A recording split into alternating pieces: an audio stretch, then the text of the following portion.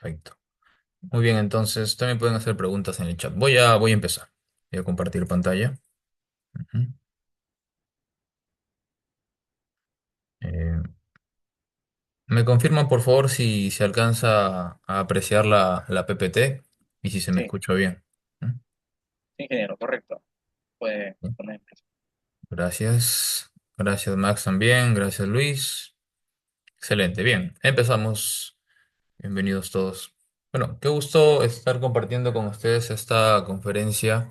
Mi nombre es Gran Rivas y bueno, voy a compartir con ustedes durante hora y media, 2 horas aproximadamente, algunos conocimientos relacionados a la ingeniería sismo resistente. Empezamos. Algunos datos de mi parte: soy especialista en estructuras, en tecnología de materiales y docente universitario. Realicé investigaciones para mi tesis de maestría financiadas por Fondesit y en convenio con la Pontificia Universidad Católica y la Universidad USIL. También soy Project Management Professional por el PMI. Y bueno, siempre compartimos conocimientos mediante este canal de YouTube llamado Civil Trujillo y ahora también mediante lo que se conoce como Grammy Ingenieros. Muy bien. Quisiera comenzar definiendo lo que es una estructura, ¿no? Una estructura es un conjunto de elementos que están ordenados y organizados para cumplir una cierta función. Por ejemplo, un monumento tiene una función inherentemente estética de trascender en el tiempo. Si hablamos quizá de una carretera, tiene la función de soportar las cargas de los vehículos pues, que van a transitar y poder conectar dos espacios humanos, ¿no? Dos quizá distritos, provincias, ciudades. Una represa tiene la función de contener el empuje del agua y poder abastecer de este servicio básico a las personas. Y bueno, un edificio, ojo, tiene la función de soportar diversas excitaciones externas que iremos viendo durante esta conferencia. Los tipos de estructuras más comunes son, por ejemplo, un pórtico plano, por aquí, una viga continua, una armadura, por ejemplo, como la tragedia pues, que ocurrió en la Real Plaza Trujillo. Se trata de una armadura, ¿no? Una cobertura metálica ligera, la cual está diseñada principalmente para soportar fuerzas de viento más que fuerzas sísmicas. Si hablamos de estructuras en el espacio, tenemos ya los edificios, son pórticos tridimensionales los cuales tienen un total de 6 grados de libertad, ¿no? 6 grados de libertad por cada nodo libre. Claro, estamos hablando de el respectivo desplazamiento en X, por ejemplo, el desplazamiento en Y, el desplazamiento en Z y las rotaciones, ¿no? Rotación respecto al eje X, RX, rotación respecto al eje Y, RY, y rotación respecto al eje Z, RZ. El día de hoy estaremos analizando un edificio en etapas, naturalmente, pero estamos dando algunos conceptos importantes para poder entendernos con facilidad. Bien, entonces hoy día vamos a realizar el modelado y análisis estructural de un edificio en etapas. Se trata de un edificio de 8 pisos, ojo, y 3 sótanos. Por lo tanto, es un proyecto bastante real, acorde a el contexto, por ejemplo, en Lima, ¿no? Donde los suelos son buenos y podemos tener varios sótanos. En otras regiones, como por ejemplo Chiclayo, quizá Piura o La Libertad, los suelos no son muy buenos y es complicado construir edificios con sótanos. A lo mucho un sótano se tiene en dichas regiones. Bien, ¿qué es análisis estructural? Ojo, es un proceso mediante el cual nosotros tomamos una estructura, que puede ser esa viga que les he mencionado, la armadura, el edificio que vamos a ver hoy. Ya sabemos lo que es una estructura, un conjunto de elementos ordenados que soportan cargas, ¿no? Tomamos esa estructura y nosotros vamos a someter la estructura frente a un conjunto de excitaciones externas, como pueden ser cargas de gravedad, muertas o vivas, sismo, viento, explosiones, asentamientos importantes o variaciones de temperatura. Nuestro trabajo es usar una serie de métodos, como el método de rigidez, el método de flexibilidad, el método de Cross, para hallar las respuestas de esta estructura. Sí, la estructura nos habla, nosotros somos como intérpretes de las estructuras y debemos hallar estas respuestas. ¿Cuáles son estas respuestas? Por ejemplo, lo voy a marcar por acá de color rojo. Pueden ser fuerzas internas, las cuales solamente son cuatro. Fuerzas axiales, sea en compresión o tracción, fuerzas cortantes, momentos flectores y momentos torsores. Otro tipo de respuesta interna pueden ser los esfuerzos. Por ejemplo, esfuerzo normal, esfuerzo cortante. Y también tenemos desplazamientos y deformaciones. No sé si me pueden mencionar ustedes cuál sería la diferencia entre un desplazamiento y una deformación. ¿Quién tendría esa respuesta? ¿Cuál es la diferencia entre un desplazamiento y una deformación? Damos ahí espacio. Pueden escribir por el chat si desean o bien activar sus micros. ¿Cuál es la diferencia entre un desplazamiento y una deformación? ¿Qué opina? Diferencia entre desplazamiento y deformación. Ujú. Déjenme darles quizá una pista. Miren, aquí tenemos nosotros, acá tenemos una respuesta por interno. La deformación es el producto del desplazamiento. Ok, están relacionados, ¿verdad, Alexander, de alguna manera? Pensemos en este nodo. Miren, este nodo está permitiendo la unión de esta viga con esta columna. El nodo se puede desplazar hacia la derecha y luego subir, desplazarse hacia arriba. Entonces, hay que entender que el desplazamiento está asociado a los nodos, principalmente tiene que ver con el cambio de posición de los elementos. En cambio, la deformación, comprendamos que toda la estructura se comporta como un todo, ¿verdad? Claro, Ronald, cambio de posición y forma, sí, correcto. Se comporta como un todo y por lo tanto la viga tiene que deformarse en conjunto con el nodo. No es que el nodo se vaya solito y todo lo demás quede separado, ¿no? La estructura es un todo. A esto se le conoce como la teoría de la unicidad, ¿ok? Todo se comporta como un todo, la compatibilidad de formaciones. Y producto de este desplazamiento del nodo es que tanto la viga como la columna, como pueden ver, se están deformando. Están deformando tanto por fuerza cortante como por momento flector, ¿no? Entonces, el desplazamiento está relacionado al cambio de posición de un nodo quizá y la deformación al cambio de las formas. Y existen tantos tipos de deformaciones como fuerzas internas. Por ejemplo, hay deformación por fuerza axial, alargamiento o acortamiento, deformación por cortante, deformación por flexión, lo que se conoce como deflexión, y deformación por momento torsor, lo que se conoce como torsión. ¿Ok? Así como hay cuatro fuerzas internas, existen cuatro tipos de deformaciones. Muy bien. Entonces nosotros vamos a realizar eso, pero no de forma manual, sino con el software, ¿verdad? Pero podemos hallar todas estas respuestas. ¿Para qué nos sirven estas respuestas? Para hacer el diseño de los elementos, es decir, calcular las cantidades de acero y verificar sus dimensiones para luego pues, dibujar el proyecto, el juego de planos estructurales y al combinarse con los planos de arquitectura e instalaciones eléctricas y sanitarias, pues poder presentar la licencia y construir la edificación como tal, ¿no? Ese es el objetivo aquí. Muy bien, continuamos. Entonces ya sabemos lo que es una estructura, qué es el análisis estructural y cuáles son las respuestas más importantes que debemos obtener. Bien, hablemos de algunas de estas excitaciones externas que provocan las reacciones en las estructuras. Las cargas de gravedad pueden ser muertas o vivas. Las muertas son de magnitud y de posición constante. Se deben principalmente al peso propio de los elementos. El peso propio, ojo, se puede obtener muy fácil multiplicando el volumen del elemento por el peso unitario del elemento. Estos pesos unitarios están en la norma E020 de cargas en el anexo 1. Ahí podemos encontrar, por ejemplo, para el caso del concreto simple, con un agregado de grava, que es lo tradicional, agregado de peso normal, el peso es de 2.300 kilogramos fuerza sobre metro cúbico. Si le coloco acero, él tendría concreto armado y su peso aumenta en un valor de 100. Entonces anotemos ese valor. El peso unitario del concreto sería 2.400 kilogramos fuerza sobre metro cúbico. Ese dato lo vamos a utilizar cuando modelemos el concreto en el programa, en ETAPS, ¿ok? Además, consideremos que el módulo de elasticidad del concreto según la norma E060 es de 15.000. por la raíz cuadrada de el valor de la resistencia a la compresión, el F'C. Estos datos son datos de entrada, son inputs para el programa, para el programa. Bien.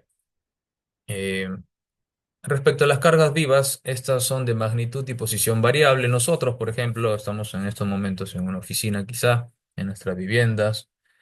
Somos cargas vivas, ¿verdad? Porque quizá más tarde estemos en otro ambiente, en otro edificio. Entonces, la carga va variando de posición, como pueden ver, y de magnitud. En un instante, en un aula, la carga viva puede ser máxima cuando se están dictando clases y luego en los momentos de break o cuando no se dicta clase, la carga viva llega a su valor mínimo. Los valores de la carga viva también los encontramos en la norma de 0,20, específicamente en la tabla 1. El ejemplo que vamos nosotros a plantear se trata de una vivienda multifamiliar, un edificio esencialmente, y por lo tanto la carga viva sería la correspondiente a viviendas, tanto para cualquier ambiente como para corredores de escaleras. El valor que tendremos que manejar es de 200 kilogramos fuerza sobre metro cúbico, ¿ok? Muy importante eso. Y para el caso de los estacionamientos, porque tendremos tres sótanos, la carga viva será de 250. Aquí lo dice claramente.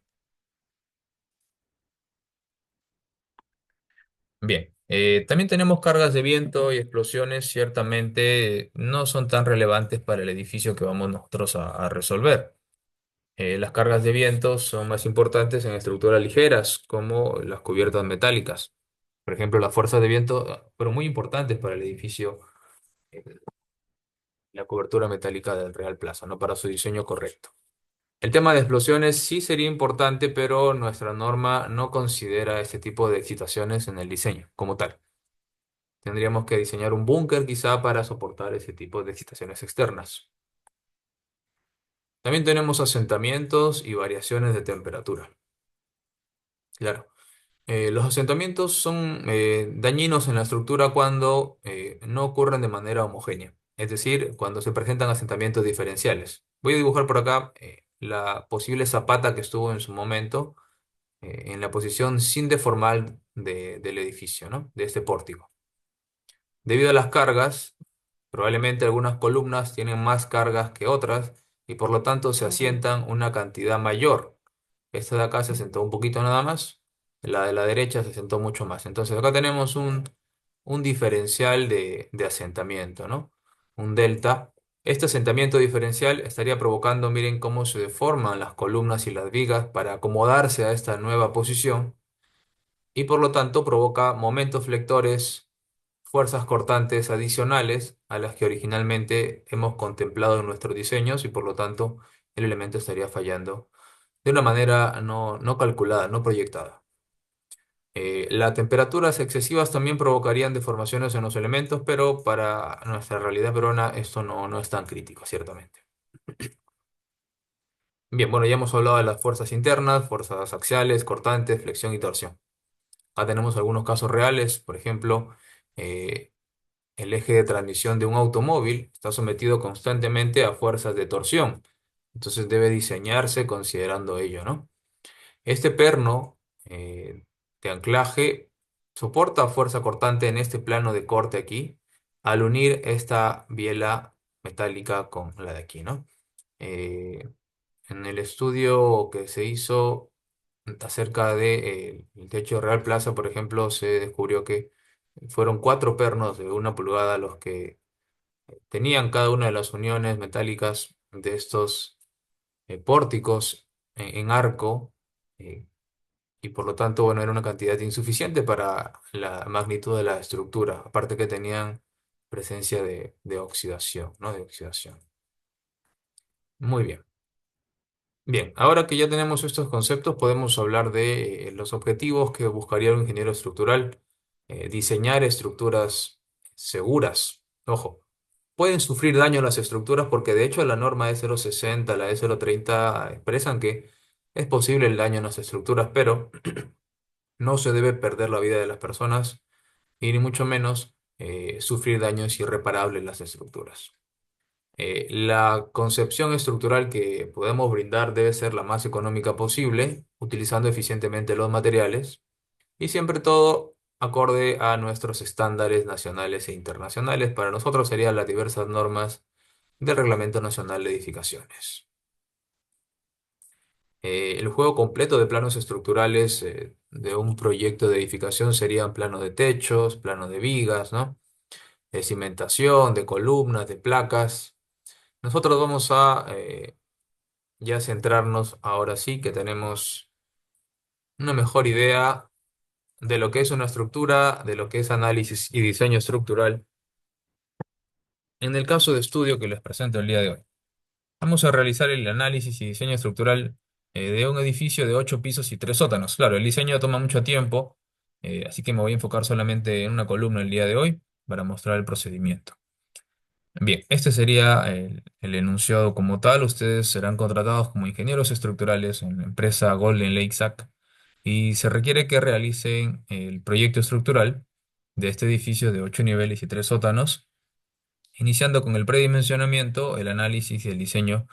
Como menciono, este último será concentrado en una columna.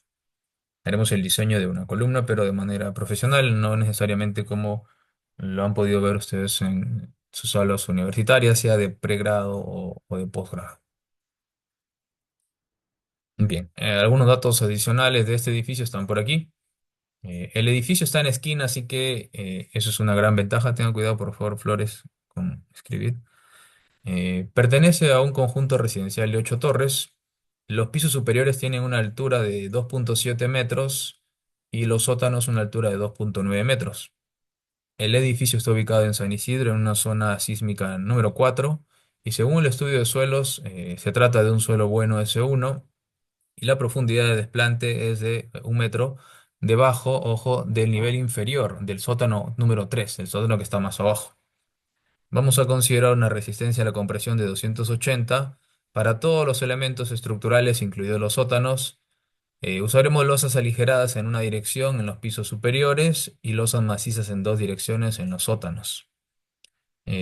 Las columnas igual se van a predimensionar, pero finalmente serían de 45 por 45. Las vigas se van a predimensionar también. Como mencionaba, por ser una vivienda, la carga viva en los pisos superiores es de 200, salvo para el techo que tiene una carga de 100. Por el ser estacionamientos, los sótanos tienen una carga viva de 250 kilogramos fuerza metro cuadrado. En lo que se refiere a carga muerta, tendremos 100 por acabado, 150 por tabiquería fija en los niveles superiores. Y en los sótanos, podríamos no considerar ciertamente carga viva o algo mínimo por un tema a veces de baños, cosas pequeñas. Vamos a ver si lo hemos considerado por aquí. Quizá tomemos en cuenta 30. En muchos proyectistas no consideran cargas vivas, perdón, carga muertas en los sótanos, ¿no? Porque de hecho se dejan todos los elementos estructurales en cara vista solamente. Bueno, las irregularidades vamos a mencionarlas rápidamente, pero finalmente se llega a la conclusión de que no existen irregularidades. Sí deberemos validar el porcentaje de cortante que toman las placas o muros para definir el valor del factor de reducción de fuerza sísmica. Escalaremos la cortante dinámica si es que es necesario. Y bueno, estos son los datos para nuestro caso de estudio. No sé si tienen una pregunta hasta este punto, antes de continuar. Una consulta hasta acá.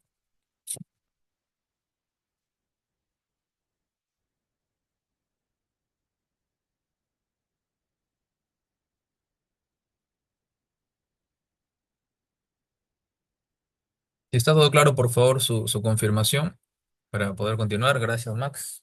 Además, Señor, una ¿está todo consulta. claro? Sí. En este caso, el problema ya nos da el predimensionamiento de la columna, ¿no? Que es 45 por 45, ¿no? Pero puedes hablar un poco más fuerte, Nando, no se escucha muy bien.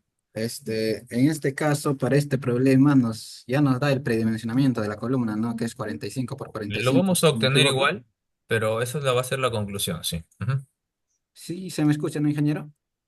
Sí, se escucha perfectamente, Nando. Te decía, igual se va a obtener, pero esa es la conclusión a la que se llegaría. Ay, ay, ay. Claro, para tener en cuenta lo que es el predimensionamiento, supongo, ¿no? Como es una columna que va a estar en una esquina, supongo, se, se tiene que considerar, ¿no? Que es longitud de desarrollo de los fierros de las vigas, ¿no? Sí, sí, sí, sí. Ya lo vamos a ir viendo poco a poco. Ya, ya, gracias. Bien, tenemos un par de preguntas. A ver, un par de preguntas. ¿Alguna razón en especial por la que las losas sean macizas en los sótanos? Sí, sí, sí. A ver, me adelanto un poco nuevo.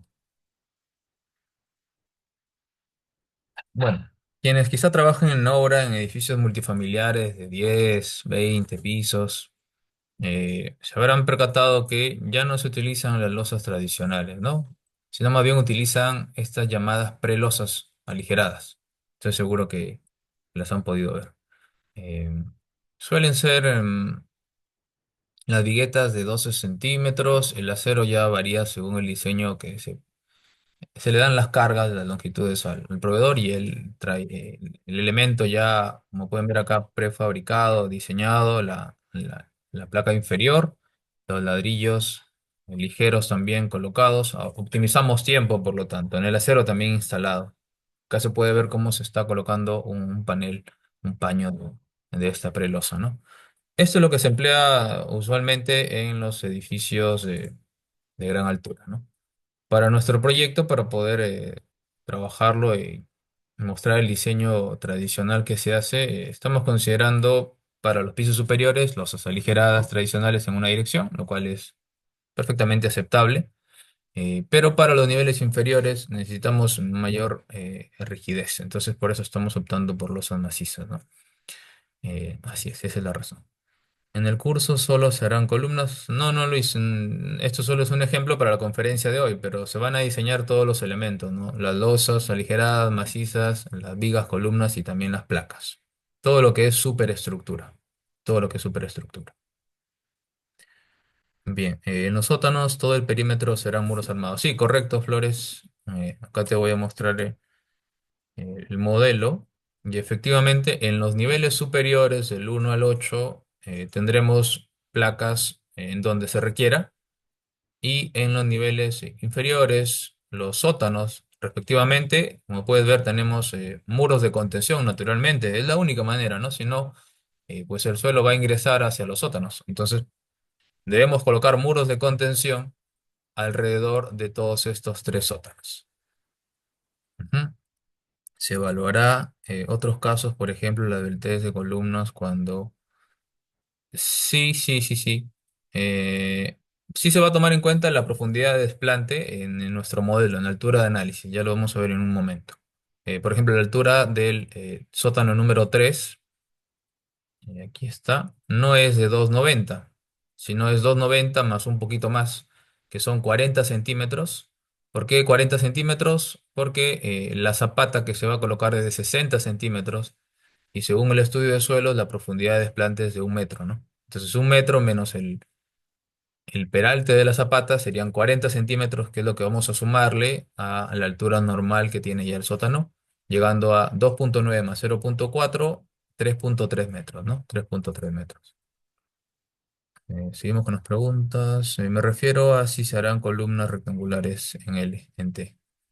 Eh, claro, las placas en sí. Las columnas son cuadradas en sí, pero tenemos placas sí en forma de C, como puedes apreciar aquí.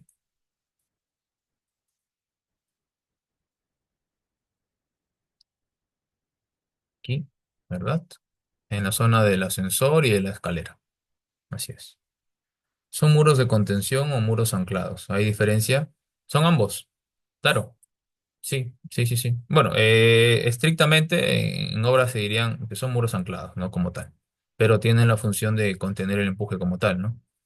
Ya es un tema de tecnicismos, pero son muros anclados como tal. Y si la profundidad de desplante es de 2 metros, también se considera en el ETAP. Sí, sí, hay que considerar la profundidad de desplante en el programa. Igual esto es una postura, ojo. Habrán quizá ingenieros que toman en cuenta la altura de análisis en el programa desde el nivel cero. Pero en lo que a mí respecta, yo tomo la altura de análisis desde la parte superior de mi zapata, ¿no? Yo estoy considerando una zapata de 60 centímetros. Desde aquí yo considero que inicia el empotramiento de los elementos verticales, ¿de acuerdo? Desde aquí hacia arriba. Por lo tanto, hay que tomar en consideración desde el nivel de terreno natural la profundidad de desplante que debe sumarse a la altura de los pisos que se tienen, ¿no? Esa es la profundidad de desplante de 1 metro. Como tenemos 60 centímetros hacia abajo, pues bueno, no está en proporción, pero lo que restaría serían 40 centímetros, que es lo que estoy sumando, ¿no? Por eso es que muchas veces se colocan falsas zapatas con grandes espesores para disminuir esa altura de análisis y bajar las derivas, y por lo tanto también el acero que se va a colocar en mis elementos estructurales. Bien, buenas preguntas, pero debemos continuar para tratar de alcanzar en el tiempo. Bien, entonces, bueno, por aquí está el esquema estructural de nuestro edificio. Eh, Ahora vamos a avanzar, pero directamente me plantearé ya en la propuesta estructural por aquí. Bueno, las placas no se han predimensionado como tal. Igual sí hay un trabajo que se puede explicar, pero eh, se ha colocado según lo que por arquitectura se tenía, ¿no? Se ha aprovechado al máximo. Yo recomiendo siempre esto, ojo, que traten de ubicar la mayor cantidad de columnas y placas posibles según lo que la misma arquitectura te permita. Tú tienes que verificar que los elementos verticales tengan continuidad, que aparezcan en todos los niveles. Entonces tú planteas una cantidad de columnas y placas en el nivel uno y tienes que ir copiando a la arquitectura del piso 2, 3 y 4 y probablemente alguna columna, no sé, en un piso 5 va a caer en una puerta, una ventana. Entonces, obviamente ahí ya no va a tener continuidad vertical, tienes que reducir la longitud de la placa y eso va a afectar también a los pisos inferiores. Repito, lo que tienes que hacer es replicar tu esquema estructural en todos los planos de la arquitectura, en todos los pisos y verificar que todos los elementos, columnas y placas tengan continuidad vertical, pero buscando la mayor densidad de elementos verticales. Y luego de ello, vemos los paños de mayor longitud y acá es donde empieza ya el trabajo del predimensionamiento, ¿no? Vamos al archivo de Excel. Bien, en lo que se refiere a losas aligeradas, se puede usar el libro del ingeniero Blanco Blasco que menciona que según ciertas luces se indica un peralte en específico, ¿no? O también dividir la luz mayor entre 25, ¿no? Se ha ubicado la luz mayor de cara a cara de viga, pero rápidamente lo voy a mostrar en dónde está. Es cuestión de buscar, aquí está, miren, esta es la luz mayor. Vamos a trabajar con las losas en la dirección horizontal, a ver, recordar, sí, horizontal, ¿ok? Los paños son casi cuadrados, entonces podría ser también vertical, pero es importante mantener la constancia. Si son todos horizontales, pues para todos los pisos, ¿no? No es bueno hacer esto, miren, cambiar, aquí ponerlo horizontal, aquí ponerlo vertical y luego horizontal, no. Eso afecta la integridad, el diafragma o la hipótesis, perdón, de diafragma rígido. Se atenta con tres hipótesis. Entonces debemos ser constantes, se decide que sea horizontal y la longitud máxima horizontal es de 5,25, que dividido entre 25 nos da el valor de 21 centímetros. Y escojo 20, está por debajo del número, pero es que esto es un predimensionamiento, ¿no? Y es 1 centímetro, no hay mucha diferencia. Entonces, ese es el espesor de mi losa aligerada. En el caso de la losa maciza, también podemos usar la fórmula rápida del libro del ingeniero Blanco, o bien esta fórmula que aparece en la norma 060, pero es para losas en dos direcciones, que es justamente en mi caso, para el caso perdón, para la situación de los sótanos, ¿no? De los sótanos. Tenemos losas macizas en dos direcciones. Entonces, lo que tendríamos que hacer es optar esta fórmula, la longitud máxima es de 5,25 m y también tenemos una longitud mínima. En esta oportunidad son del mismo valor porque el paño que tiene la luz máxima es cuadrado y como pueden ver también tiene 5,25 en la otra dirección. Aparece en la fórmula de la norma E060 un factor beta, que es el ratio entre la luz mayor y la menor. El ratio sería de 1. Al aplicar la fórmula y con un FY de 4200, que es el típico para acero de refuerzo, obtenemos un peralte de casi 13 centímetros. Podría quedarme con 15 quizá, pero ojo, tenemos que aumentar el peralte muchas veces por temas de instalaciones sanitarias y el mínimo para instalaciones sanitarias sería de 17 centímetros. Esto es para tener el tubo de 4 pulgadas de desagüe y luego quedar un recubrimiento hacia arriba y hacia abajo, mínimo. Yo trabajo usualmente con 20 mildositas, salvo que sean ya del techo, ahí sí me doy el lujo de bajar un poco el espesor a 17. Entonces, también para mantener constancia, decido trabajar con una losa maciza de 20 centímetros. En lo que se refiere a las vigas en ambas direcciones, tenemos primero para X la luz mayor de 5,05 se divide entre 12 ese número, o entre 10. Y miren, tenemos un rango de 42 a 50 centímetros, me quedo con 50.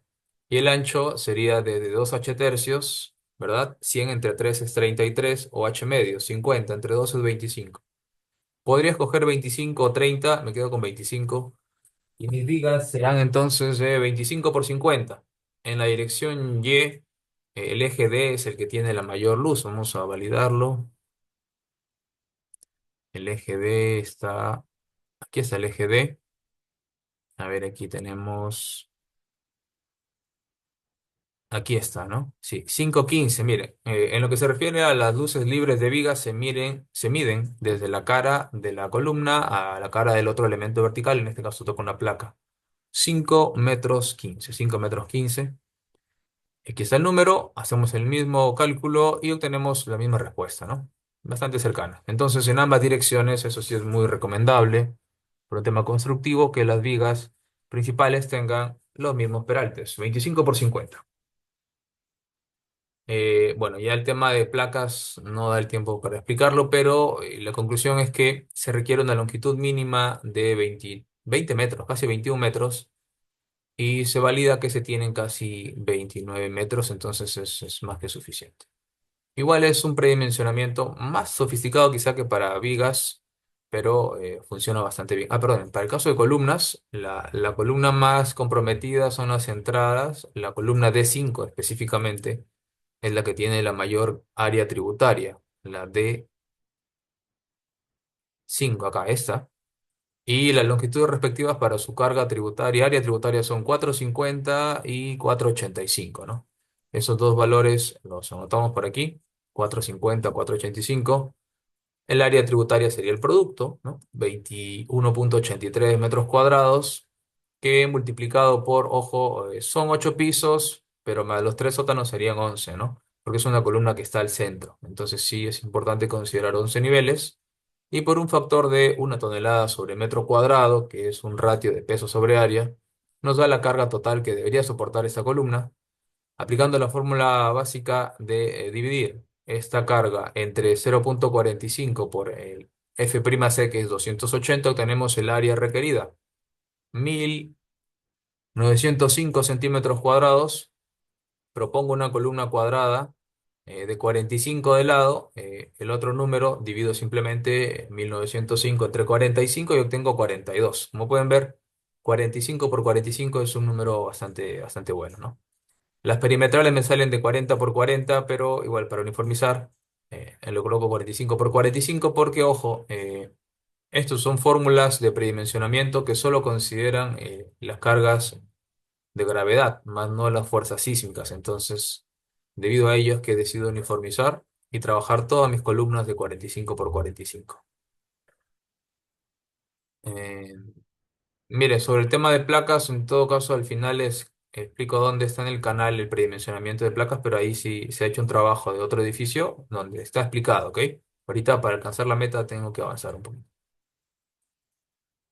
Bien, seguimos. Entonces, bueno, ya teniendo esta primera propuesta estructural de las losas, las vigas, las columnas y las placas son donde se pudo, ¿ok? Donde se pudo por arquitectura, buscando siempre un poco de simetría, eso sí. La caja de ascensores es aprovechada para colocar una placa, igual la zona de escaleras de la misma manera. Solo tenemos este ducto, recuerden que es un edificio en esquina, por lo tanto la ventilación se puede hacer sin problemas para este lado izquierdo y para abajo. Bien, ahora sí, bueno, voy a hacer un cálculo, perdón, mostrarles el edificio por aquí. Eh, Empezaré con este procedimiento. Yo tengo un manual, tenemos un manual, para ingenieros, está por acá. Se llama Procedimientos de Trabajo en ETABS y SAP 2000, incluido análisis no lineal de estructuras. Nos vamos al índice por aquí y análisis estructural para edificio no aislado. Es un edificio tradicional este, ¿no? En primer lugar hay que definir las unidades de medida, conviene que estén en metros, kilogramos y segundos, y luego el sistema de grillas, ¿no? Las grillas. Vamos a las grillas y los materiales. Vamos a hacer los tres primeros pasos.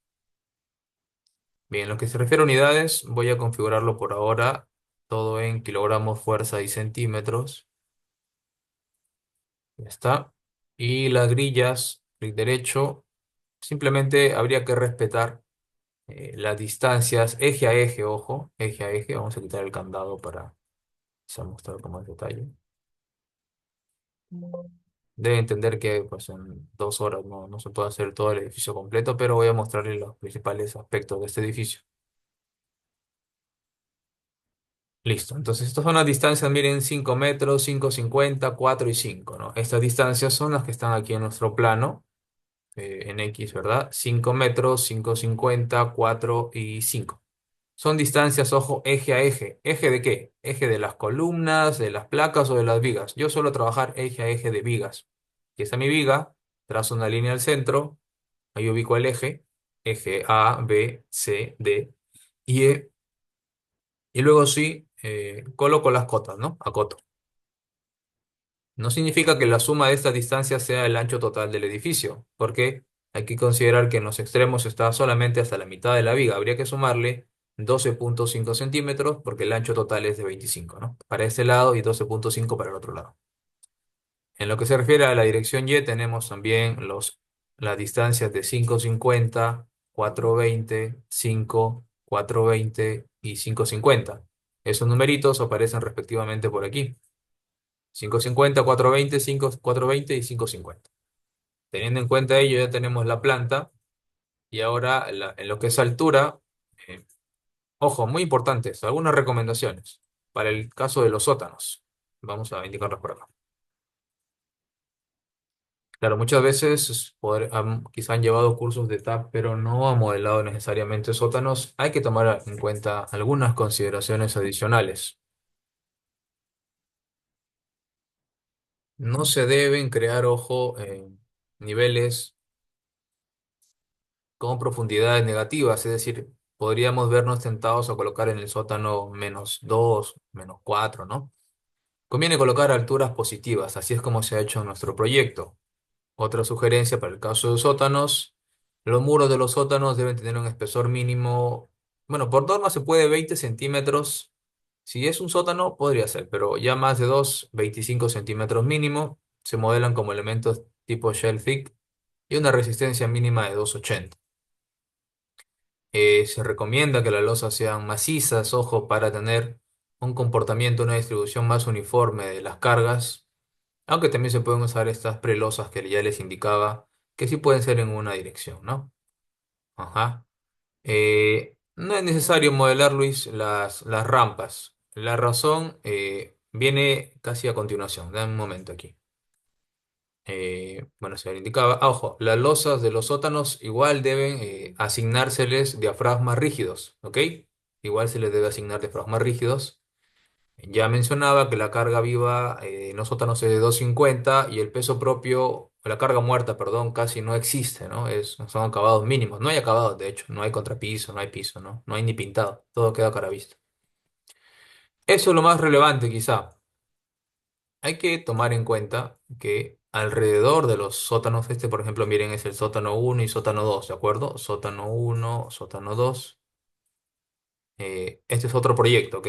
Estoy solo explicando el concepto de qué debemos tomar en cuenta para modelar sótanos. Tenemos alrededor de estos dos sótanos el empuje, ¿no? El empuje del suelo como tal. Hay que tomar en cuenta que hay básicamente suelo, tierra alrededor de estos dos sótanos, ¿verdad?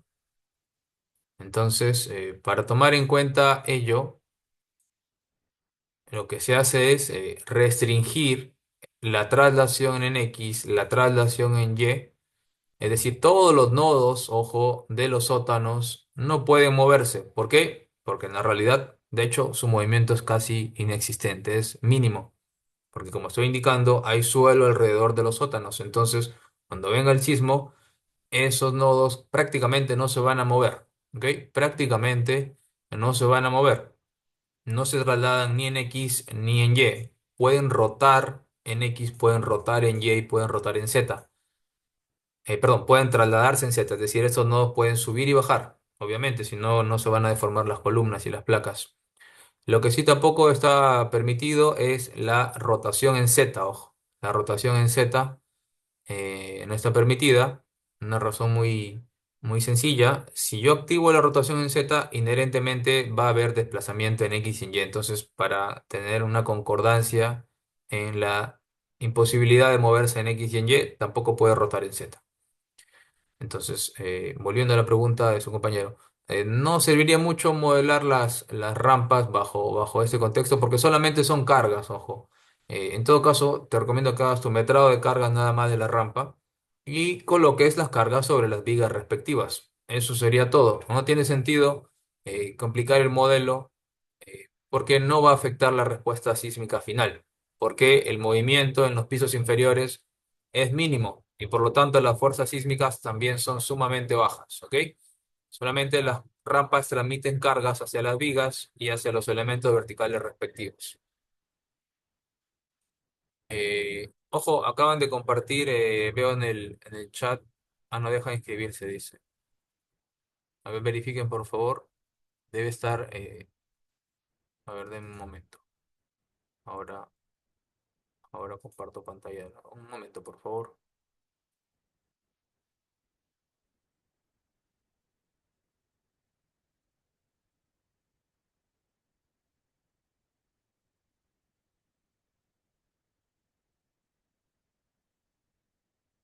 Sí, un instante, ahora comparto de nuevo.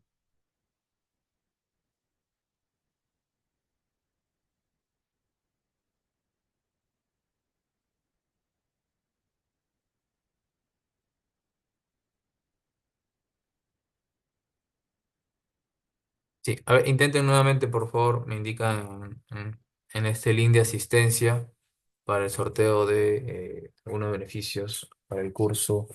Se aperturaría pronto, ¿no? ¿Puedes intentar? ¿Pide acceso? Sí. A ver, confirmen, por favor. Sí se puede. A los demás también, confirmen si es que voy a volver a copiar en todo caso el link.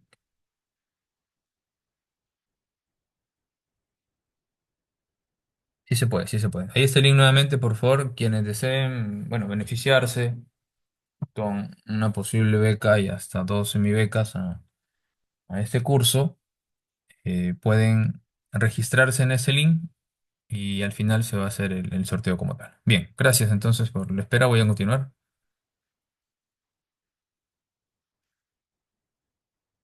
Sí se puede, sí se puede. Ya, entonces, bueno, por esa razón, si desean, pueden modelar la rampa, ojo, no digo que sea incorrecto hacerlo. eh, Podría verse como un modelo más acorde a cómo está construido el edificio, pero es simplemente un tema de metrar las cargas y asignarlas como ya les indicaba, ¿no? Eso sería todo. Eso sería todo. En este proyecto, por rapidez, no se ha modelado, pero las cargas están tomadas en cuenta allí. Bien, en lo que es el material, ya mencionaba que el concreto 280 aparece por aquí. Y acá está el peso, ¿no? Claro que está en una unidad muy distinta, perdón, el número es muy diferente, pero es por la unidad de medida. Si apretamos las teclas Shift Enter y colocamos esto en kilogramos fuerza metro, aparecen los 2400 ya mencionados. Y el módulo de elasticidad tendría que ser en kilogramos fuerza centímetro, el 15.000 por, en inglés, square root SQR 280, que es el F'C. Cerramos paréntesis, calculo. Ese es el valor de mi módulo de elasticidad, 250.998. Eso sería todo. Podría modificar el coeficiente de Poisson y considerar 0.15, pero no es relevante para un cálculo elástico lineal como el nuestro, ¿no? Ok. Para el caso de las losas aligeradas, se va a crear un material sin peso. Literal, el nombre es sin peso. No tiene peso, como pueden ver. Miren, peso cero, ¿no? Eso es todo, peso cero. Muy bien. Bueno, seguimos con el manual. Habría que definir las secciones y empezar a dibujar los elementos y asignar las cargas. Correcto. Bueno, rápidamente en lo que es secciones vamos a define section properties, frame sections, eh, crear una nueva propiedad, buscamos concreto rectangular, le colocamos el nombre al elemento, ¿no? Viga, por ejemplo, y por acá las dimensiones, ¿no? Nuestra viga ya ha sido definida, es una viga de 25 por 50 y las columnas son de 45 por 45. Eso es todo lo que necesitamos. En el caso de los muros, son muros de 20 centímetros, por cierto. Ya indicaba que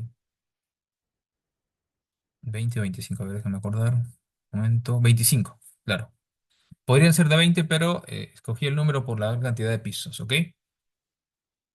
25 centímetros, coloco el material, los 80, tipo shell thick, para tomar en cuenta todos los posibles grados de deformación de este elemento y acá el espesor de 25 centímetros.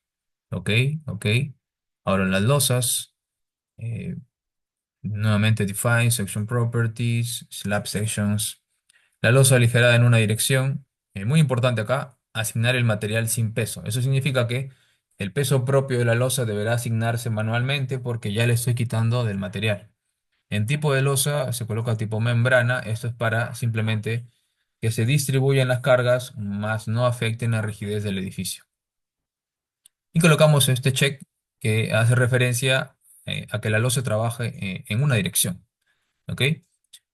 En tipo de losa, tipo RIP, para colocar las dimensiones. El primer número sería el peralte total de 20 centímetros, luego viene la losita superior de 5 centímetros, ¿verdad?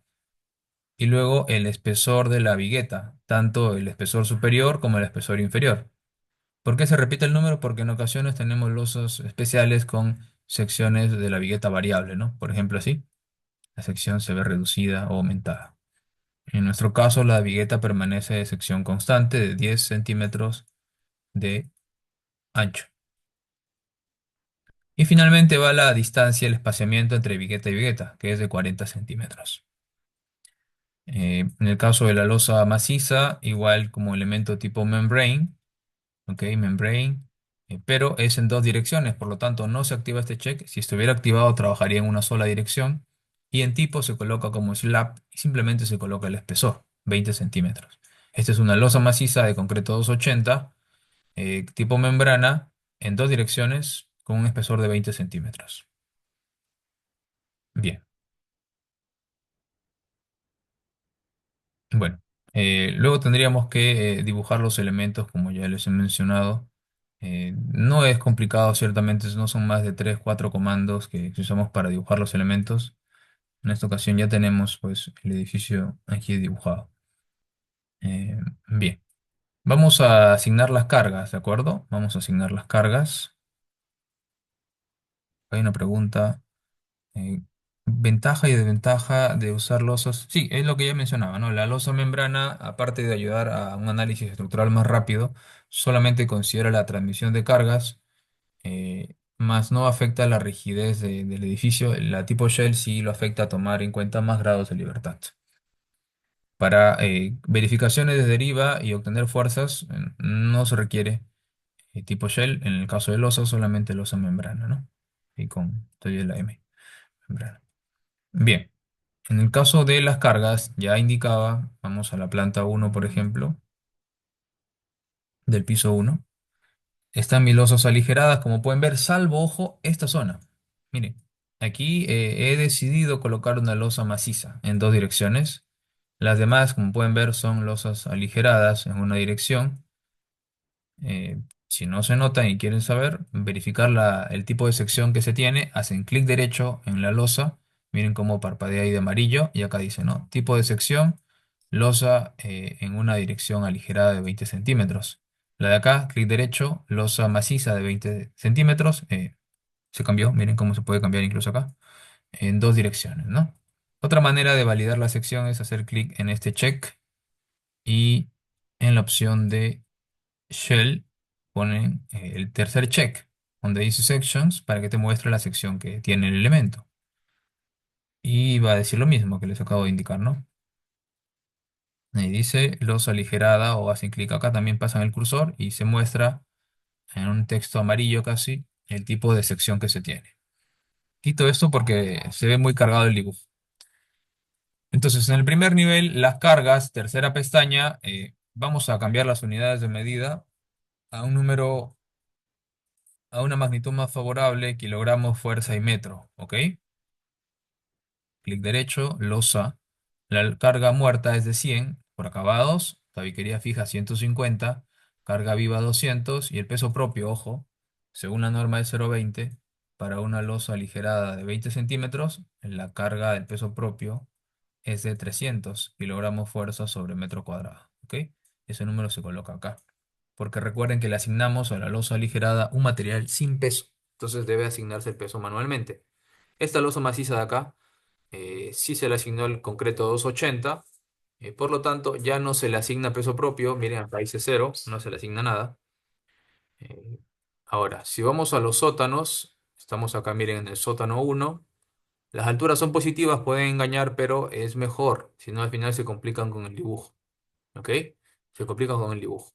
Todas son losas en dos direcciones, ¿verdad? Miren, tipo de sección, losa en 2D. Clic derecho acá, tipo de sección, losa 2D. En lo que se refiere a la carga, eh, como es losa maciza, el peso propio ya está calculado al multiplicar el volumen por el peso del material 280. La carga viva es de 250, es mayor que en los pisos superiores por ser estacionamiento, y la carga muerta es mínima. Pude haberle quitado, pero bueno, estoy considerando un pequeño valor de 30. Muy bien. Es importante mencionar que se han hecho algunas modificaciones. Me adelanto un poquito porque estamos hablando de dibujo de elementos referidas a lo que es tanto el brazo rígido como el insertion point. El insertion point, miren, vamos al plano. Esta columna está completamente centrada con el eje de la intersección de el punto de intersección de los ejes, ¿ok? Sin embargo, esta columna de aquí, como pueden ver, no coincide con la intersección de los ejes, sino que está un poco movida hacia la izquierda, naturalmente para no invadir el terreno del costado, ¿no? O la calle en todo caso. Eh, este movimiento en el programa se le conoce como insertion point. Básicamente lo que se hace es mover la columna una distancia desde su centroide hasta esta nueva posición, ¿no? Esta cantidad tendría que desplazarse y se aplica un comando llamado insertion point para que esto se vea reflejado también en el modelo. Sí cambia ligeramente los momentos flectores y las cargas en la columna. Entonces, yo sí lo hago. He visto que algunas personas no lo realizan. Es cuestión ya de maneras de trabajar, ¿no? Consideraciones que pueden tomar o no. Miren, aquí se puede ver la columna. Pueden dar cuenta ustedes, si yo extruyo los elementos, coincide, ¿verdad? El borde externo de las vigas con la columna. Igual acá arriba, coincide. Acá no coincide porque está todo perfectamente a los centroides de los elementos. Entonces, tomar en cuenta eso, ¿ok? Tomar en cuenta eso de tratar de mover las columnas aplicando este comando insertion point. Bien. Bueno, ya tenemos las cargas. Vamos a los patrones de carga. Definimos el load pattern. Está el peso propio, la carga muerta, la carga viva y la carga viva de techo. El peso propio, tipo DETS, acá se coloca el factor multiplicador del peso de 1. Esto significa que el peso propio, que es el producto del volumen por el peso del material, se va a asignar por defecto a este patrón de carga. Carga muerta se coloca como super DETS, carga viva de entrepiso, una carga viva reducible, carga viva de techo, roof leaf, ¿verdad? Y el sismo en X y en Y. Hablemos ahora sí de los parámetros sísmicos. Vamos nuevamente a la hoja de cálculo. Y es que estamos en zona sísmica número 4 por estar en el distrito de San Isidro en Lima. Según la norma de 0,30, el factor sería 0,45. Categoría C porque es una vivienda, el factor de uso es 1. El suelo es bueno. Y acá en esta tabla de doble entrada, tabla número 3, vemos que si estamos en zona 4 y el suelo es bueno, el factor S vale 1. Y el periodo corto de la plataforma y el periodo largo TP y TL valen respectivamente para un suelo 1, 0,4 y 2,5. Unidad de medida está en segundos. Bien. Además, la norma te permite un cálculo rápido del periodo fundamental del edificio dividiendo la altura total entre un coeficiente CT. Este coeficiente, en la misma norma el 0,30 se menciona que vale 60 cuando el edificio es de albañilería o de concreto armado de muros. Y en nuestro caso podría ser de muros o podría ser dual, pero en ambas situaciones CT vale 60 para nuestro ejercicio, para nuestro proyecto real en sí, ¿no? CT vale 60, aquí se coloca la altura total, ojo. Miren, importantísimo, importantísimo. No se considera la altura de los sótanos.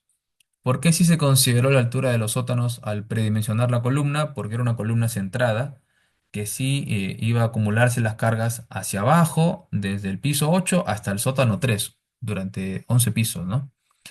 En cambio, la altura de análisis para el sismo solamente parte desde la base del primer piso, no del primer sótano, ojo, del primer piso hasta el último piso. ¿Por qué razón? Ya hemos indicado que alrededor de los sótanos existe tierra impidiendo el movimiento de los tres sótanos y cuando ocurre el movimiento sísmico solo se va a mover desde la base del primer piso hasta la base, perdón, hasta la parte superior, ¿no? Del octavo piso. Por eso es que la fuerza sísmica, tanto estática como dinámica, yo debo hacerle entender al programa de que solo debe de distribuirse, repito, desde la base del primer piso hasta el techo de la estructura. Por eso es que la altura de análisis HN aquí es simplemente 2,7, que es la altura de cada piso, por 8 pisos. Divido 21,60 entre 60, 0,36. Este es el periodo. Si el periodo vale menor que TP, que es 0,4, eh, C vale 1, que es el factor de amplificación de fuerza sísmica. El factor R vale 6, por ahora lo asumo así. Tendría que validarse eso según el porcentaje de cortante que tomen los muros o las columnas. Y finalmente, el coeficiente basal sísmico inicial es de 0,1875. Bien, es importante también asignar, ya están las cargas, ¿no? Lo que sería el espectro y general el caso de carga. Afortunadamente, en estas versiones desde el año 2016 en adelante, en ETAPS, ya se tiene la norma sísmica peruana, así que se puede generar el espectro acá mismo. Vamos a definir funciones, espectro de respuesta, y vamos a desplegar esta opción y ubicar la norma peruana. Más abajo está, miren. Acá está la norma peruana del año 2006 y acá está del año 2014, oficialmente promulgada en el Perú en el año 2016 y propuesta el año 2014. Por eso acá dice 2014. Pero ya debería decir 2016 hasta 2018, ¿no? Que es la más reciente. Coloco nueva función y buscamos aquí los parámetros sísmicos que tenemos. Zona 4, categoría C porque es vivienda, suelo 1, no hay irregularidades, factor R vale 6. Y miren, acá aparece el mismo número, 0,1875, que es el número que tenemos nosotros también. Al multiplicar los parámetros sísmicos Z por U, por S, por C, entre R, da 0,1875. Bien, entonces le coloco el nombre, antes de ello, perdón, el amortiguamiento modal que se considera para edificios de concreto armado es de 5%, si fuera albañilería sería 3%, ¿ok? 0,05 porque es concreto. Coloco definido por el usuario y ahora si le pongo el nombre le voy a llamar espectro Plum Ingenieros, ¿ok? Y listo. Ese es mi espectro. Yo tengo otro que es el mismo, que está ya definido, es lo mismo, miren, es tal cual lo mismo.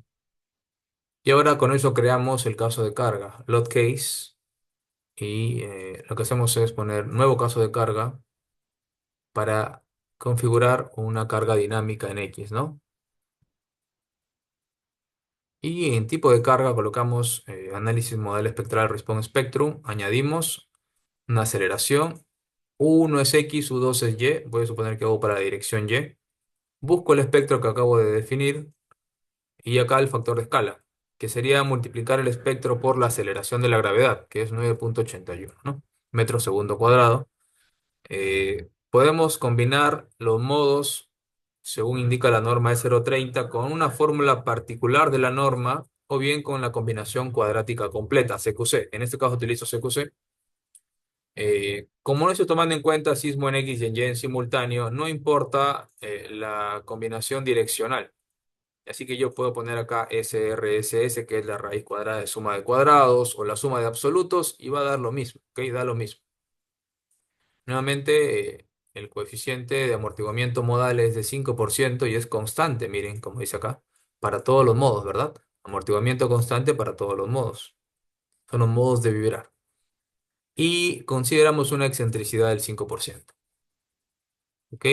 ¿Ok? Y ya con eso está creado nuestro caso de carga. Igual lo tengo por acá en X y en Y. Muestro en X, por ejemplo. La única diferencia está en que acá dice U1, porque U1 es X, U2 es Y. Miren, 9,81, CQC, 5%, 5%. El primero es el amortiguamiento modal y el segundo es la excentricidad accidental. Son dos conceptos completamente diferentes. Ya están los casos de carga. Tocaría asignar los diafragmas rígidos solamente y ya estaríamos terminando el modelo, ¿no? Para ver los resultados. Bien, nuevamente un pequeño paréntesis para responder consultas. Hasta acá.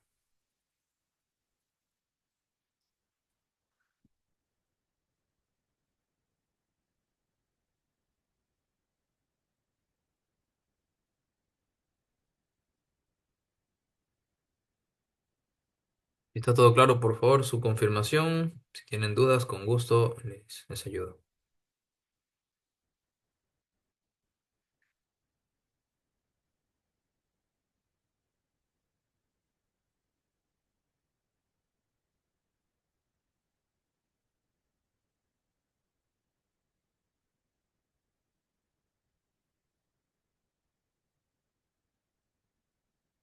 Ingeniero, en casos tengo que usar el espectro de respuesta a la aceleración. Ah, ya. Eso se utiliza en la misma norma 030, ojo, se menciona, para elementos post-tensados y cuando las luces son demasiado grandes.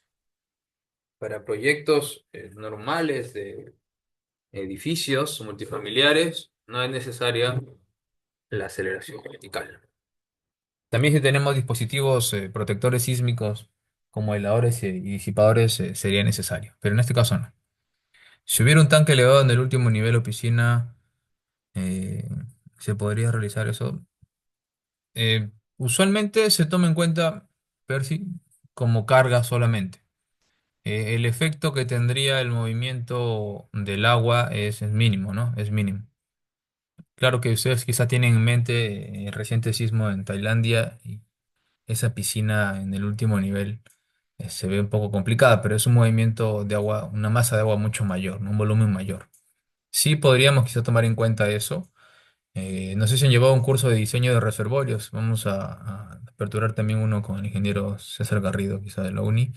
Y ahí se verían cómo debemos tomar en cuenta el efecto dinámico del agua en las estructuras. En un reservorio, pues es sumamente relevante porque básicamente en la masa del agua representa un porcentaje importante de todo el edificio, la estructura como tal, ¿no?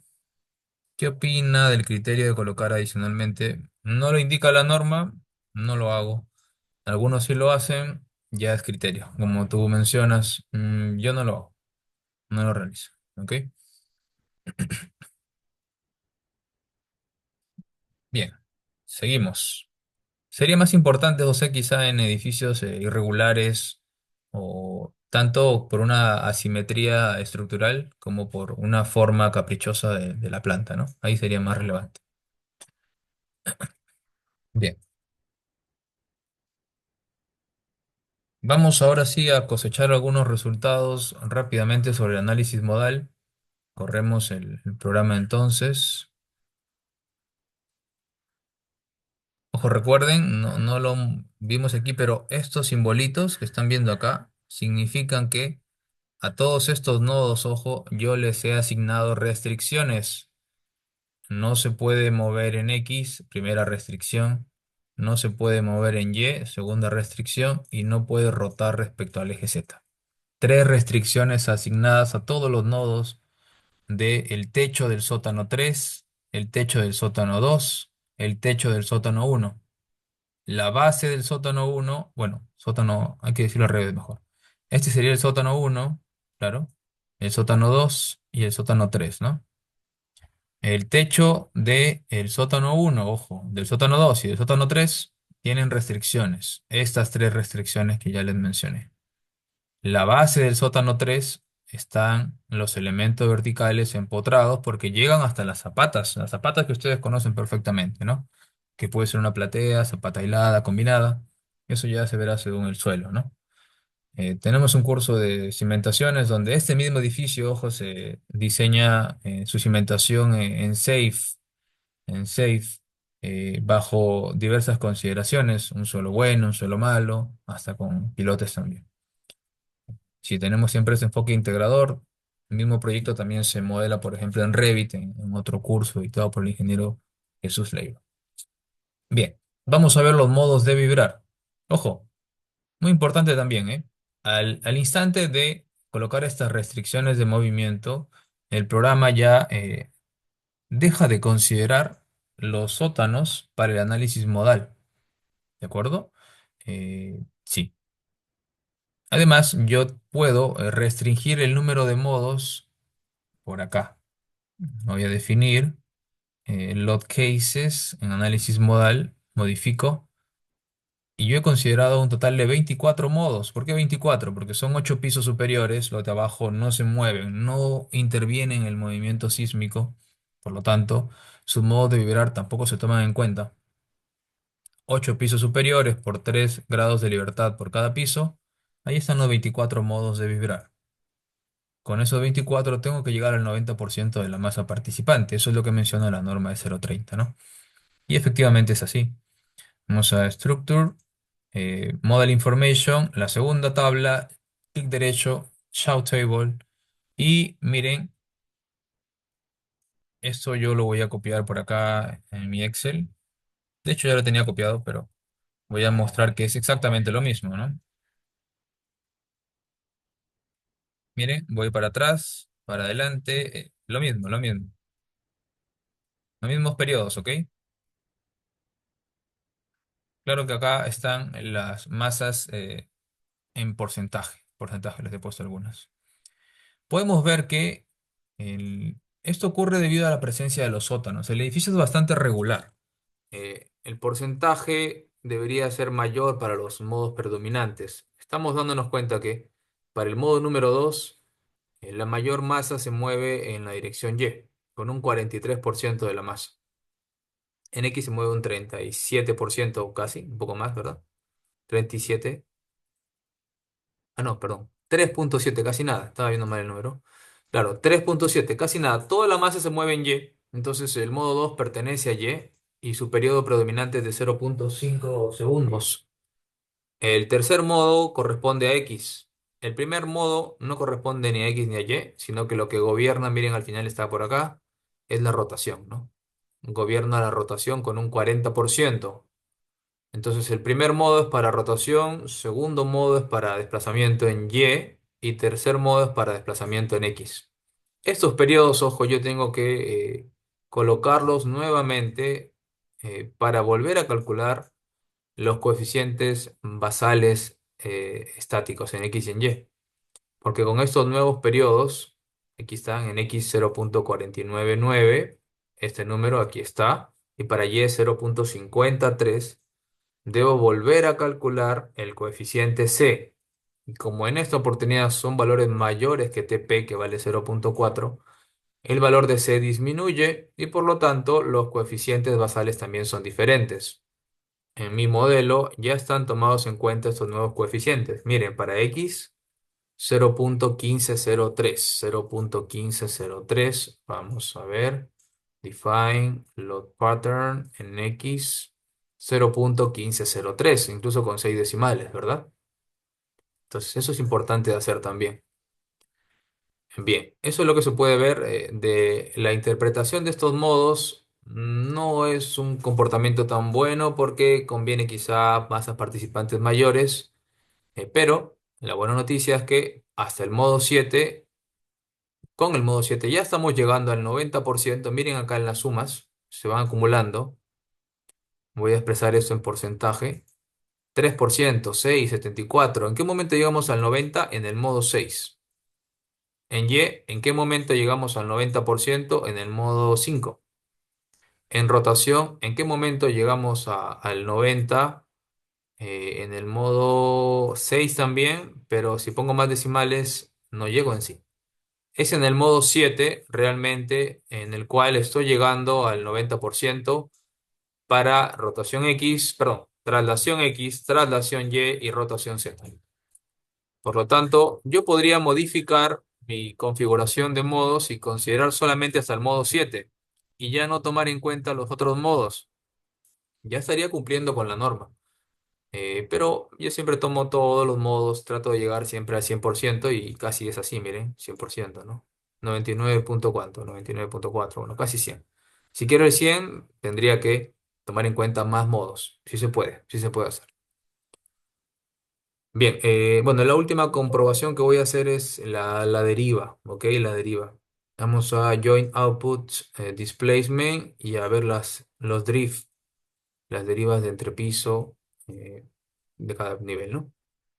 Columna número 2, clic derecho, vamos al dinámico en X, hago clic, dirección X, muy bien. Aquí están los 8 niveles del octavo al primero. No están, repito, los niveles inferiores, sótano uno, 2 y 3 porque he colocado estas restricciones y el programa automáticamente ya los retira de esa tabla.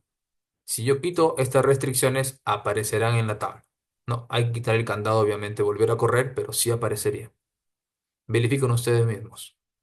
Bien, copio estas derivas, las pegamos por aquí en nuestra hoja de cálculo. Acá están las derivas, los drift, pegamos.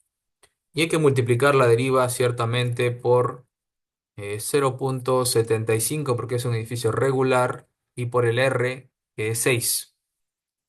Y así es como obtengo las derivas.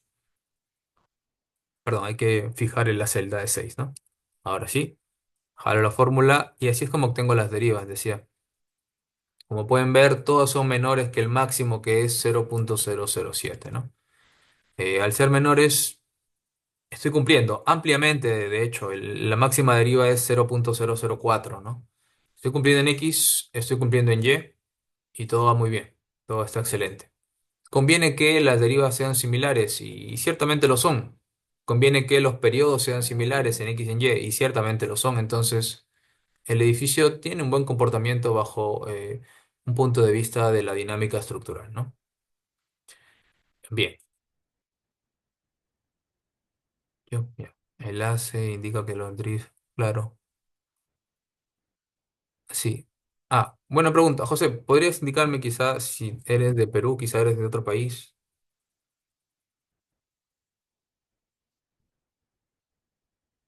para tener una respuesta más acorde? Ahí nos comenta, mientras que voy hablando de la pregunta de Ronald. Sí, es un bueno tu comentario, Ronald. Creo que cuando dijiste que hay torsión, ahí es con ese, hacía referencia a estas masas participantes bajas, creo, ¿no? ¿O por qué decías que hay torsión, Ronald? Perú, dice José. Sí, sí. Deduzco, Ronald, que tienes experiencia analizando edificios.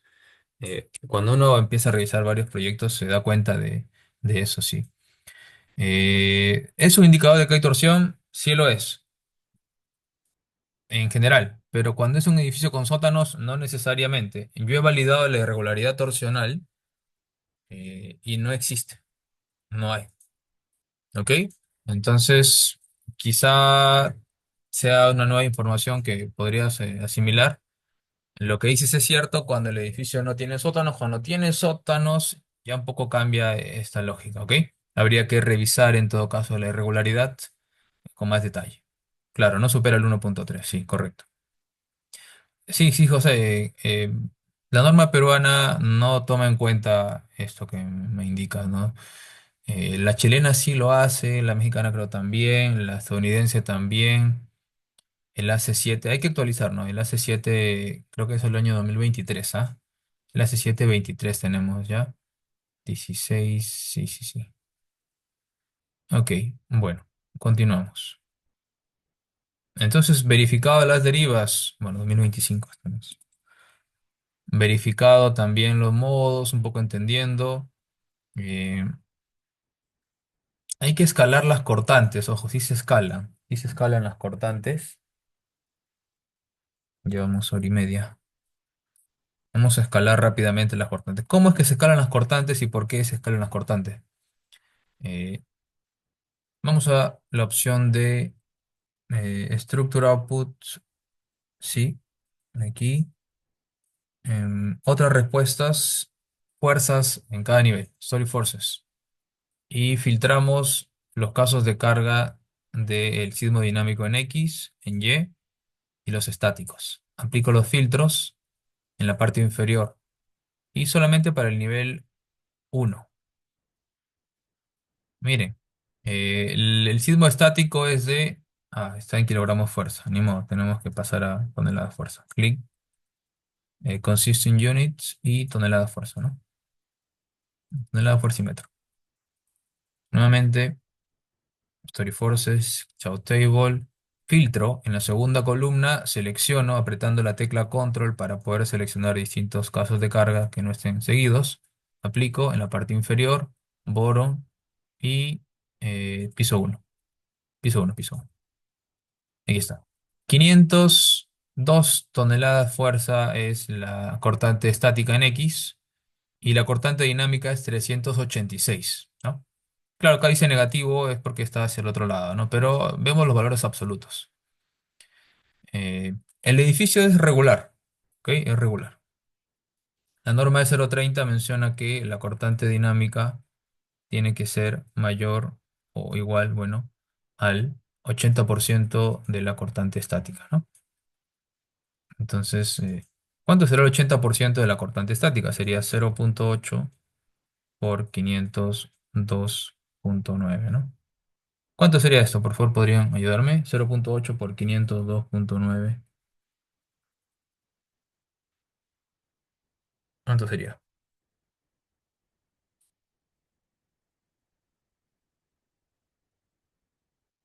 0,8 por 502,9.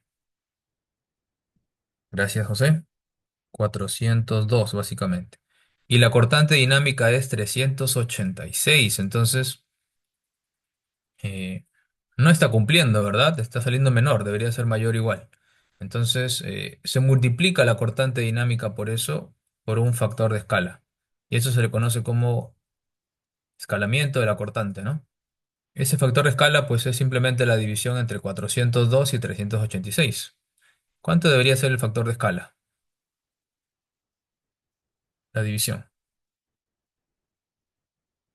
1,15, no sé. ¿Cuánto es el factor de escala?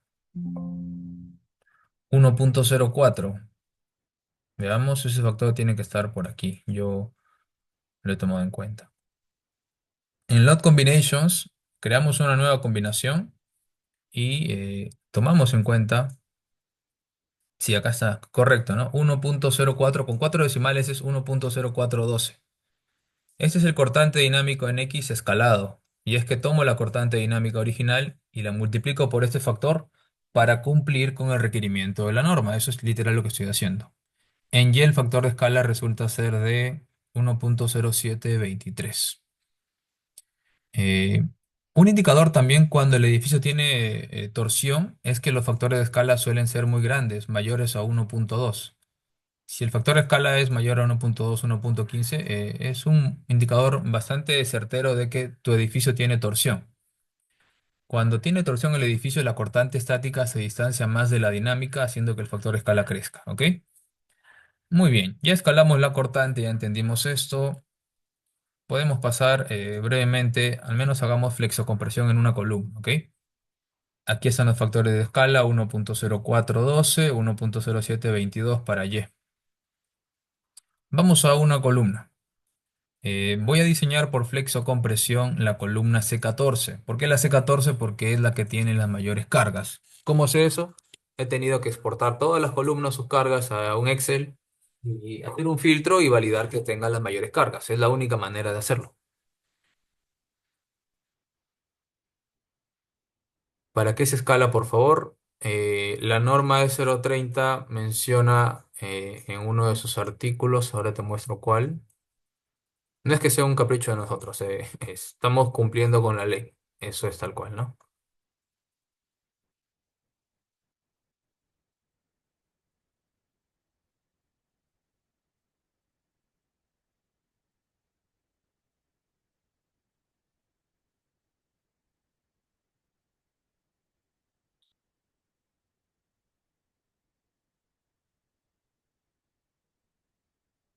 Aquí está. Artículo 29.4, ¿no? Para cada una de las direcciones de análisis, la fuerza cortante no puede ser menor que el 80% de la cortante calculada con el artículo 25. Este artículo 25 es la cortante estática en esencia. Acá estamos en el análisis dinámico, ¿ok? En el modal, análisis modal espectral. Entonces, dice claramente este artículo que tu cortante dinámica tiene que ser mayor o igual que el 80% de la cortante estática si el edificio es regular. Y si fuera irregular, tiene que ser mayor o igual que el 90%, ¿ok? Entonces, ahí está, tal cual. Entonces decía, de todas nuestras columnas, la que he podido yo visualizar que tiene las mayores cargas es la columna C14. Voy a activar este check y mostrar en la opción de frame en los labels. Y la columna C14 es esta de acá, C14. ¿Ahí la ven ustedes, C14? Entonces, en la opción de All Stories, selecciono esta columna, ¿correcto? Como pueden ver. Y van a Tables, Análisis Result, Element Outputs, Frame Outputs y elementos tipo columnas, Show Table. Y vamos a filtrar nuevamente para todas las combinaciones, de la 1 a la 5, clico filtros, stations, la columna te muestra las fuerzas en la parte de abajo, en la parte de arriba y a la mitad. Quiero fuerzas en la parte de abajo, en las máximas. Y acá están todos los niveles, no quiero el primer nivel solamente por ahora. Bien, todas estas fuercitas son las fuerzas axiales, negativo es compresión, la fuerza cortante en una dirección, en la otra, torsión, momento flector y momento torsor. Estos valores debemos copiarlos a nuestra hojita de cálculo eh, y se hace piso a piso, ¿no? Miren, acá está la columna C14, piso 1, C14, piso 2, hasta C14, piso 8. ¿Ok? Acá estoy pegando nada más los valores del piso 1. Miren cómo son los mismos números, ¿eh? Son los mismos. Luego para atrás, para adelante, es lo mismo, es lo mismo. Ya está. Entonces, ahí están las fuerzas, ¿no? Repito, fuerza axial. Fuerza cortante, momento torsor y momento flector. Yo les mencionaba al inicio, ¿no? Tenemos solamente cuatro tipos de fuerzas internas, ¿no? Axial, cortante, flector y torsor. Claro que los flectores son dos y las cortantes también son dos, haciendo que hayan finalmente aparentemente seis respuestas, pero dos de estas se repiten, ¿no? Claro que sí. De la teoría a la práctica y a la práctica con experiencia en campo, ¿no? En oficina real. Bien, estas cargas, ojo, nos tomamos la fuerza axial y le cambio de signo porque en los diagramas de interacción, esto es un diagrama de interacción, un gráfico donde se aprecian las combinaciones posibles de falla, fuerza axial que va en el eje Y momento flector que va en el eje X. Tengo dos gráficos, uno marrón que es el diagrama de interacción nominal y el azul, diagrama de interacción último. ¿Cuál es la diferencia? Que el diagrama de interacción nominal se ve reducido por el factor phi de resistencia para hallar el diagrama de interacción último. Este factor phi suele ser entre 0,7 y 0,9. Por eso es que el diagrama azul, que es el último, es un diagrama más pequeño, porque el nominal se multiplica por un número menor de uno. Bien, me interesa el diagrama de interacción azul, que es el último. Yo debo validar que para cada una de las combinaciones, miren cuántas combinaciones tenemos y para cada piso, ¿no? Y para cada columna. Para cada combinación, repito, debo mirar lo siguiente. La fuerza axial la voy a marcar en un marco más grueso. Ahí está la fuerza axial. Voy a poner texto más grande, color rojo ya. Listo. Y el momento flector, ¿no? La fuerza axial y su momento flector eh, crean una combinación acá. Una combinación y es un puntito en sí. Hay varios puntos porque los puntos rojos son del primer piso, miren, verde, dos pisos, segundo piso, azul, octavo piso. Todos los pisos están acá. Estos puntos deben caer dentro del diagrama de interacción. Ahora, ya les definí que es un diagrama de interacción, un plano bidimensional que tiene las combinaciones de momento flector y fuerza axial que provocarían la falla de la columna, ¿ok? Tenemos otro archivo de tabs donde se dibujan las secciones transversales en la opción de Section Designer. Ustedes vienen por acá, eh, Design, Share Wall Design, Define General Pile Sections. Y por acá está mi columnita de 45 por 45, 30 de marzo hoy día, miren. Section Designer, y acá está mi columna, es de 45 por 45 y tiene una cierta cantidad de barras. ¿Por qué 8? ¿Y de qué diámetro? Eso depende de muchas cosas, ¿no? Eh, bueno, básicamente es la cuantía. La cuantía en columnas debe estar de 1 a 3% según nuestra norma. Admite hasta 4 en sí, pero yo trabajo en la práctica hasta 3. Mucho acero daría problemas en obra, ¿verdad? Muy congestionado, van a formarse cangrejeras, quizá habría que usar más aditivos plastificantes para evitar eso y aumentaría los costos. No conviene, entonces limitamos la cuantía. Tomamos el mínimo, 1%, sería 0,01 y lo multiplico por la sección de la columna, que es 45 por 45. Eh, ¿Cuánto daría esto? Creo que es 22,5 centímetros cuadrados. ¿Me confirman, por favor? 4 por 5 sí. O 20,5. ¿Cuánto sería? 45 por 45 por 0,1. Creo que es 20,25. 20,25. Sí, claro. Tienes razón. 20,25. Este sería el área que requiere mi columna. Yo voy a colocar 8 barras. ¿Ok? ¿Por qué no 4? Porque saldrían barras muy grandes. Entonces 8 barras. ¿Cuánto es 20,25 entre 8?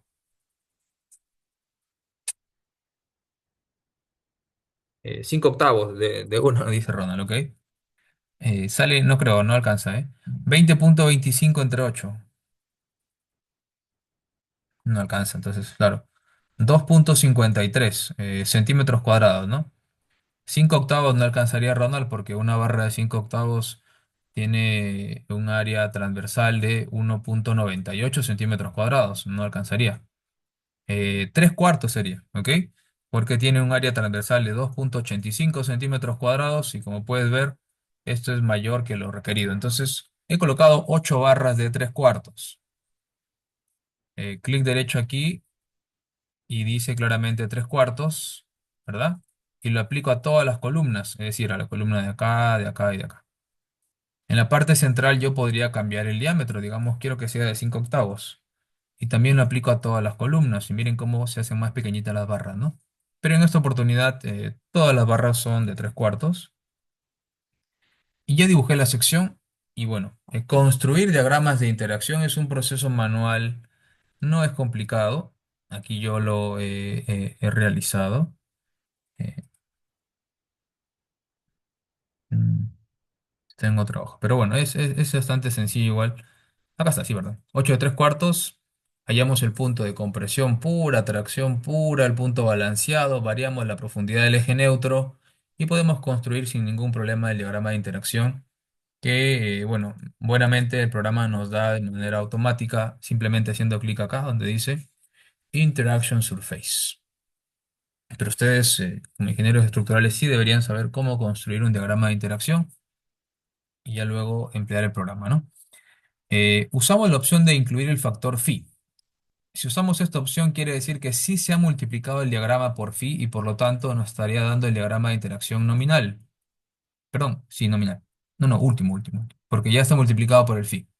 Si coloco la opción de excluir el factor phi, quiere decir que no se multiplicó por el phi y nos estaría dando allí sí el diagrama de interacción nominal o el original, ¿no? El no reducido, el último es el reducido. Miren cómo estos números van a variar, van a crecer si yo le quito el phi. Miren cómo crecen, 457, 30, ¿no? Cuando le pongo el phi, baja, 320, 24, ¿ok? Considerando el factor phi para tener mi diagrama de interacción último, clic derecho, todas las curvas horizontales, y en la hoja de cálculo ya está definido dónde pegar esta... Ah, perdón, las unidades de medida puede que no sean las correctas. Acá, mira, aquí dice claramente pegar aquí las curvas en horizontales de TAPS, ¿ok? Entonces pego y ya está. Así es como se obtendría este diagrama de color, un momento,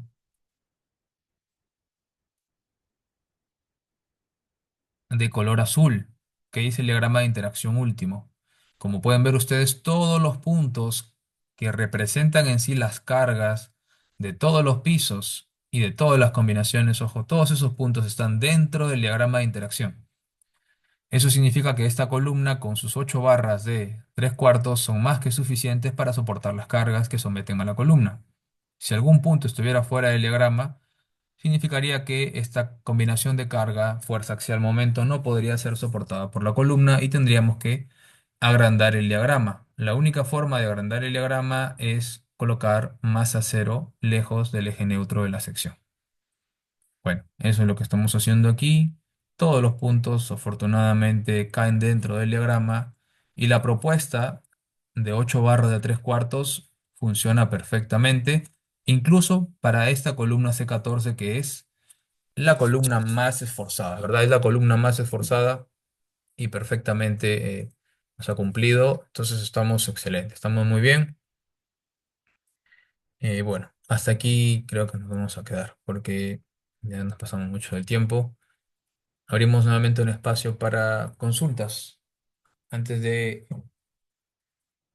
la parte final. Ujú. Que el factor de escala sea elevado me indica algo. Sí, como mencionaba Emerson, es un indicador fuerte de que hay torsión, de que tu edificio probablemente sea simétrico y de que puedes mejorar, ¿no? La estructuración. Gracias, gracias, Ronald. Sí, consultas, consultas, consultas.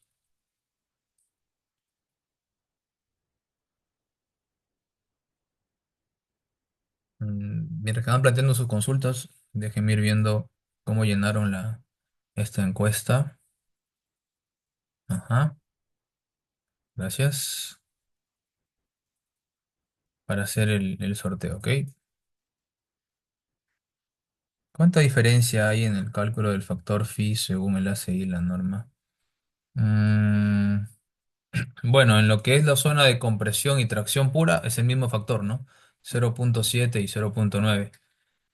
La diferencia está en la zona de transición.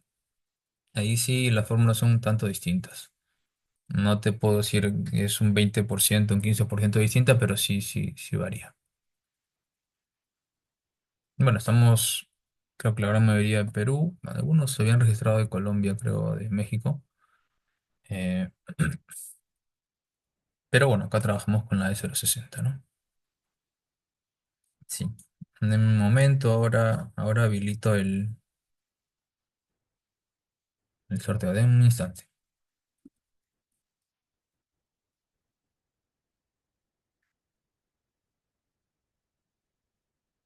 Ujú. Estoy a punto de realizar el sorteo, así que por favor voy a poner una vez más el link de asistencia para que puedan participar del sorteo. Por favor, solamente se registran si efectivamente estarían interesados en llevar el curso en caso sean beneficiados con esta beca o semibeca, ¿ok? Bien, denme un momento. Si tienen preguntas, escríbanos allí. Ahora activo el sorteo. Un instante.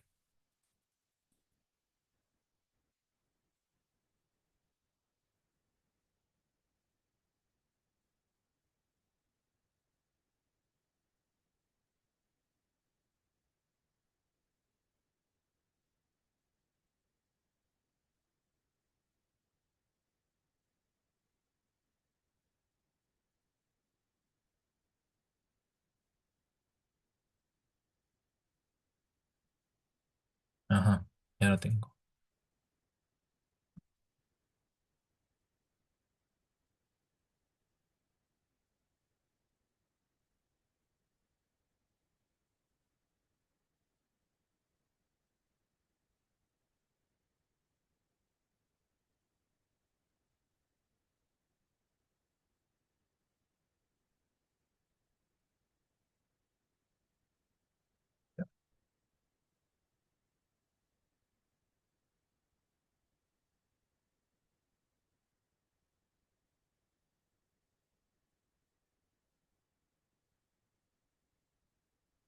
Bien,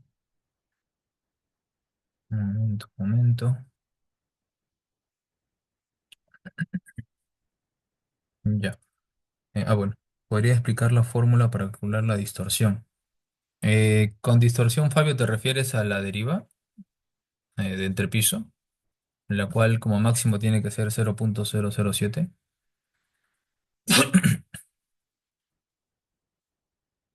Ah, ya. Es muy sencillo. Solamente toma la deriva la deriva que se compara con el máximo normativo es la deriva inelástica. Lo estoy escribiendo en el chat, ¿ok? Esa deriva inelástica se obtiene multiplicando la deriva elástica que ha salido de la tabla de TAPS por 0,75 y por R, ¿no? Se multiplicaría también por 0,85 más bien y por R si la estructura fuera irregular, pero la nuestra fue regular, por lo tanto, eh, he multiplicado la elástica por 0,75 y por R. Esa fue la razón. Sí, sí lo es, Edgar. He podido validar eso, no hay gran diferencia. Y de hecho el programa hace cálculos más finos que los nuestros manuales para el tema de diagramas de interacción. Sí aconsejo, como son secciones más complejas, y si fuera una placa, por ejemplo, hay mucho más acero. Hacer tu diagrama de interacción manual realmente sería muy laborioso, ¿no? Entonces sí, sí recomiendo ello. El diagrama momento-curvatura no lo hemos visto, Fabio. Hemos hablado hoy día del diagrama de interacción, ¿no? El diagrama momento-curvatura lo usaríamos para el diseño de placas para calcular la profundidad del eje neutro y con ello la longitud de los elementos de borde o elementos de confinamiento. Pero eso es otro tema que no hemos tocado hoy día. Pero bueno, sí es parte del curso como tal, el diseño de placas, ¿no? El diseño de placas. Muy bien, entonces ya cerramos con ello la lista, nadie más, porque si no, tenemos un total de hasta Fabio Mamani nada más, 44 personas. Listo, yo participaría. Muy bien, déjenme hacer un...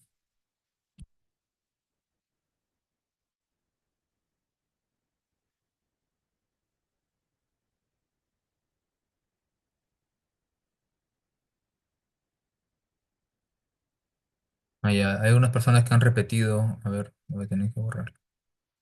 Ujú.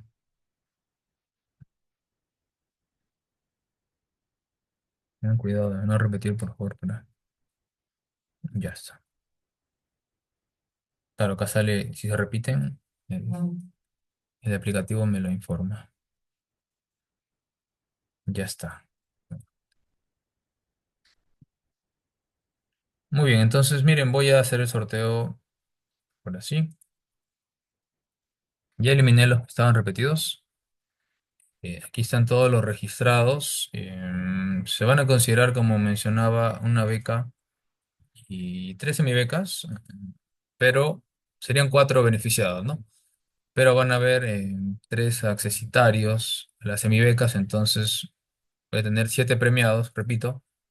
El primer lugar sería naturalmente la beca, segundo, tercero y cuarto serían las semibecas. Y en caso alguno de estos alumnos no desee o tenga problemas para matricularse, del 5, 6 y 7 serían los accesitarios a la semibeca. ¿De acuerdo? Voy a dejar de grabar esta parte ya.